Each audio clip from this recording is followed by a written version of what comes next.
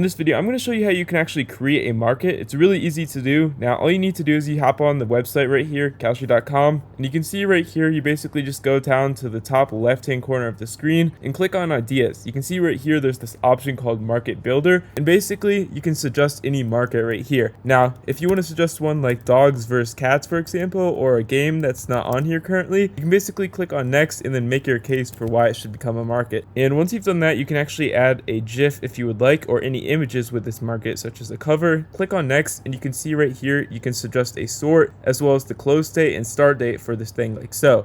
And basically, once you've done that, you can actually see right here, we click on the post, and it'll basically just go through the official Kalshi market, and they might add it. Now, it'll basically just be pending review, like it says so here, and you can see all of these other ones like so. But if it's a decent market that you've suggested, there's a decent chance it will actually end up and be available for trading, and you'll get a notification if yours does end up passing this process.